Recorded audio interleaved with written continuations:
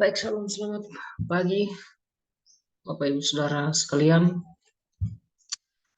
Hari ini saya memberikan tema dari renungan singkat kita itu tentang risiko anak muda. Sekali lagi saya ingin berbicara tentang risiko anak muda. Nah, saudara-saudara sekalian, ini kan di grup-grup anak muda ini sebenarnya banyak sekali yang mengalami keluhan-keluhan tersendiri, terutama kepada orang-orang yang lebih dewasa atau orang-orang yang sudah berumur, orang-orang tua begitu. Tapi hal itu kemungkinan terjadi karena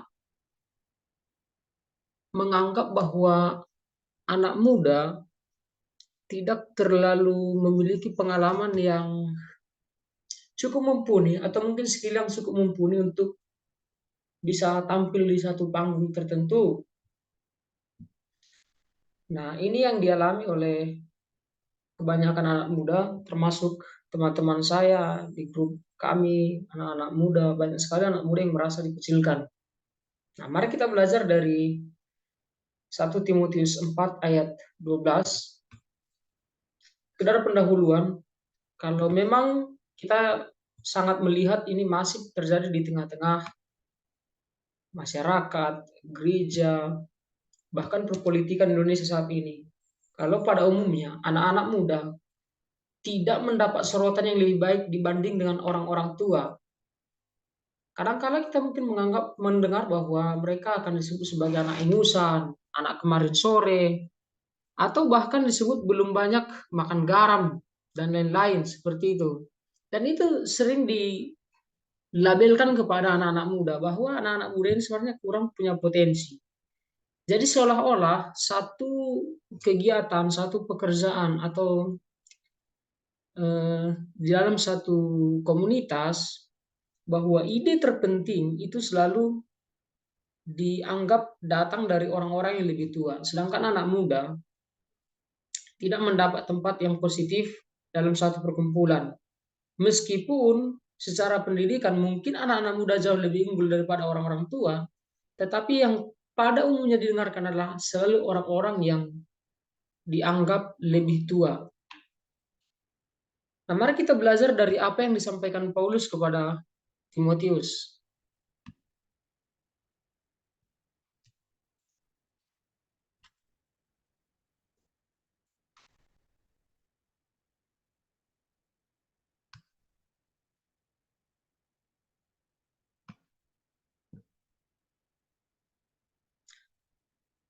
Semua hal yang dituliskan Paulus kepada Timotius adalah untuk memerintah dan mengajar.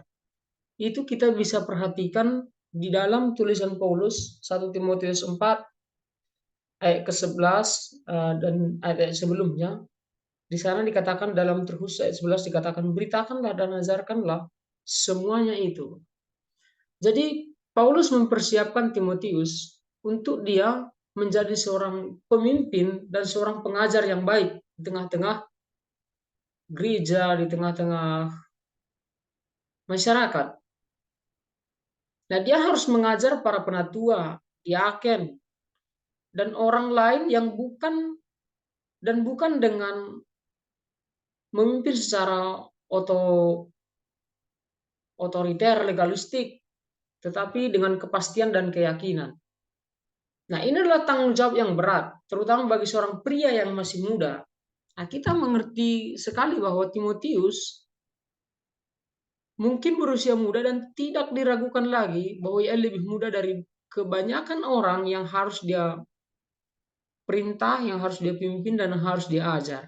Nah, ini masalah, ini resiko tersendiri bagi Timotius untuk melanjutkan pelayanan yang diberikan oleh Paulus kepadanya. Dia harus memimpin orang-orang yang bukan saja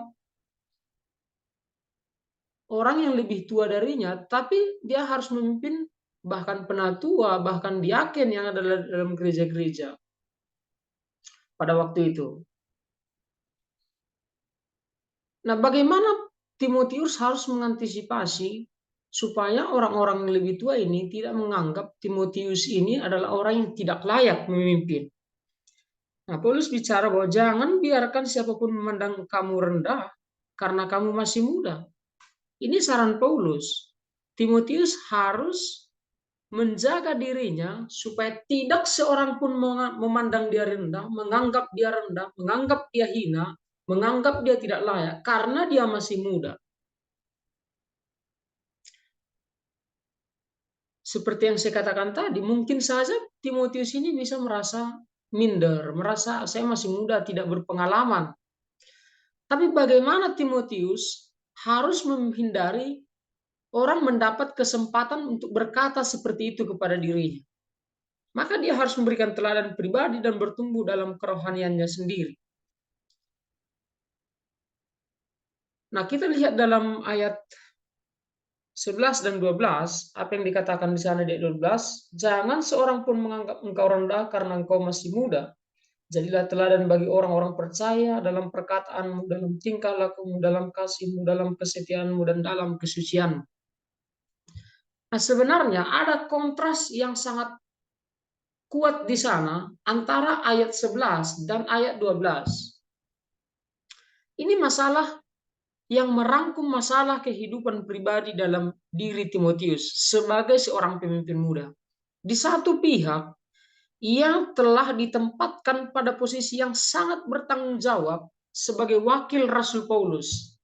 Nah, perintahkan dan ajarkanlah hal-hal ini dalam ayat 11. Artinya, memang Timotius dipersiapkan untuk memerintah sebagai pemimpin dan untuk mengajarkan hal-hal ini. Kata hal-hal ini, tauta adalah ungkapan yang muncul 8 kali di dalam surat Timotius.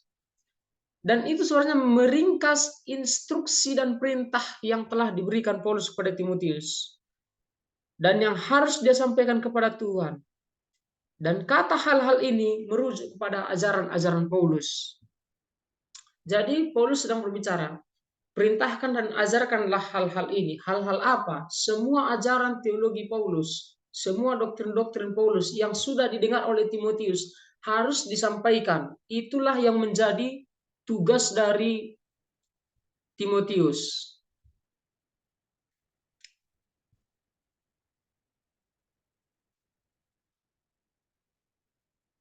Nah, tapi ini membuat Timotius bimbang. Seperti yang kita lihat di awal bahwa di sisi lain dia masih relatif muda, mungkin berusia 30-an tahun.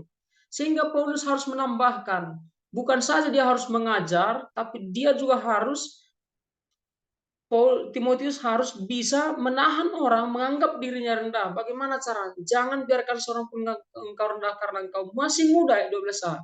Bagaimana caranya? Dengan menggabungkan ayat 11 dan 12. Timotius telah dipanggil untuk menjadi pemimpin Kristen melebihi usianya. Jadi tanggung jawabnya untuk memerintah dan mengajar akan terancam dirusak oleh kemudaannya. Meskipun dia punya tanggung jawab yang besar yang diberikan oleh Timotius, tapi semua tanggung jawab itu kemungkinan bisa rusak karena kemudaannya, karena usia muda yang dimiliki oleh Timotius. Dan itu adalah tanda-tanda bahwa pelayanannya akan ditolak. Mungkin saja dia akan ditolak. Apalagi di dalam tradisi orang-orang Yahudi, di zaman dulu tradisinya orang Romawi bahwa anak-anak muda dianggap kurang mendapatkan tempat atau belum cocok untuk mengajar orang-orang yang lebih tua. Dan ini menjadi tantangan tersendiri. Mungkin saja beberapa orang dari kalangan jemaat merasa cemburu kepada Timotius. Bisa juga mereka membenci dia karena dipromosikan di atas kepala mereka. Timotius diangkat oleh Paulus menjadi pemimpin gereja. Padahal waktu itu ada diaken, ada penatua. Kenapa tidak mereka? Kenapa harus Timotius? Ini mungkin bisa menjadi tantangan bagi Timotius sehingga dia akan merasa ditolak karena dipromosikan terlalu cepat. Ini masalah abadi, ini masalah serius. Orang yang lebih tua selalu merasa sulit untuk menerima orang muda sebagai orang dewasa yang bertanggung jawab atas hak mereka sendiri, apalagi sebagai pemimpin. Dan dapat dipahami bahwa orang muda merasa kesal ketika orang tua mereka terus mengingatkan mereka tentang ketidakdewasaan dan kurangnya pengalaman mereka dan memperlakukan mereka dengan hina. Nah, ini tantangan bagi anak-anak muda, Bapak Ibu Saudara sekalian. Tidak mendapat tempat dan selalu merasa terhina diajar-ajarin, dan seolah-olah anak muda ini okelah bisa diajarin tidak masalah, tapi seolah-olah anak muda ini dianggap tidak layak mendapatkan panggung yang seharusnya mereka sudah menerimanya. Lalu bagaimana seharusnya reaksi para pemimpin muda Kristen dalam situasi ini? Agar kaum muda tidak diremehkan dan pelayanan mereka tidak ditolak. Bukan dengan berperilaku sombong atau agresif.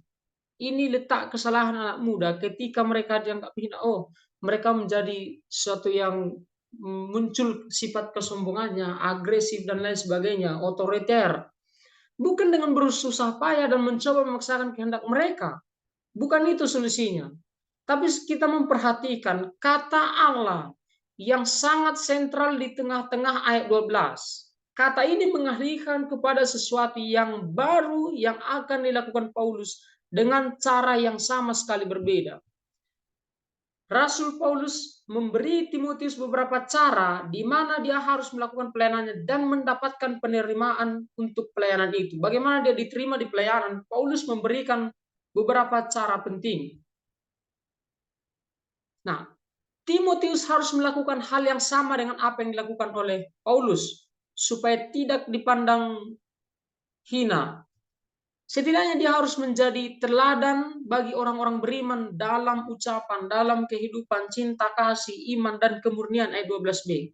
Orang tidak akan membenci masa muda atau kemudaan atau kepemimpinan dari Timotius jika bisa memberi teladan sehingga orang mampu mengagumi teladannya.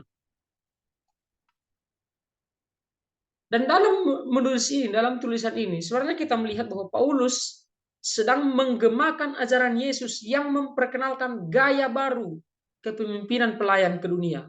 Jadi seorang pemimpin harus menjadi pelayan. Ini gaya model pelayanan Kristus yang diajarkan Paulus kepada Timotius, dan Timotius harus mampu melakukannya. Orang Kristen memimpin dengan teladan, bukan dengan paksaan.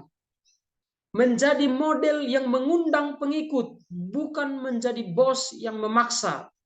Ini kita harus sadar bahwa seorang Kristen memimpin harus dengan teladan, bukan dengan paksaan, bukan dengan otoriter, bukan dengan kesombongan, bukan dengan agresif, tapi harus menjadi model yang mengundang pengikut, bukan bos yang memaksa. Jadi dari model, dari gaya hidup, orang bisa melihat dan mampu menghargai seorang pemimpin muda, dan dari cara bicara, bagaimana mengapresiasi orang, bagaimana menjaga perkataannya sehingga memberkati banyak orang. Nah, selain itu teladan Timotius harus menyeluruh dalam kehidupannya, yaitu dalam perkataan, perbuatan, dalam cara dia berbicara, dan dalam cara dia berperilaku. Paulus harus menjadi teladan, Timotius harus menjadi teladan.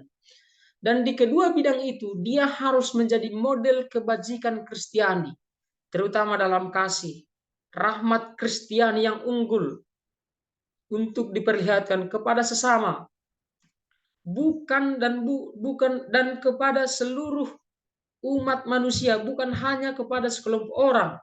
Kasih Kristiani itu, cara berbicara itu, model gaya hidup yang benar itu harus bisa dilihat oleh semua orang, bukan hanya sekelompok orang.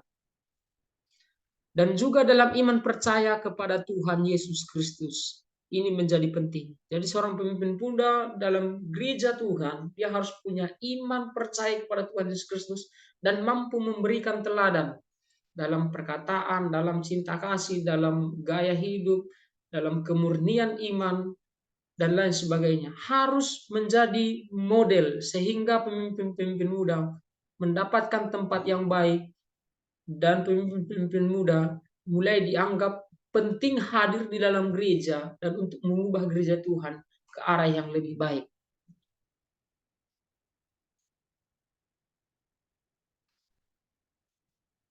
Ya, jadi dari hal yang sudah kita bicarakan tadi, belajar singkat tentang 1 Timotius 4 ayat 12, kita bisa menyimpulkan bahwa memimpin di masa muda memiliki kesulitan dan risiko tersendiri seperti yang sudah dialami oleh Timotius. Untuk itulah seorang pemimpin muda bukan hanya dipersiapkan untuk sebagai seorang pembicara, melainkan juga sebagai model hamba Tuhan yang layak dicontoh dan diteladani dalam kehidupan sehari-hari. Jadi kalau kita dipakai Tuhan di usia muda, kita tidak hanya seorang pembicara, khotbah di mimbar-mimbar, memberitakan firman Tuhan di tempat-tempat yang kita mungkin dapat kesempatan. Bukan hanya itu, tetapi yang tidak kalah penting adalah menjadi model yang layak dicontoh dan diteladani dalam kehidupan sehari-hari. Terima kasih Bapak Ibu Saudara, kiranya apa yang saya sampaikan boleh memberkati kita sekalian. Tuhan Yesus memberkati. Shalom.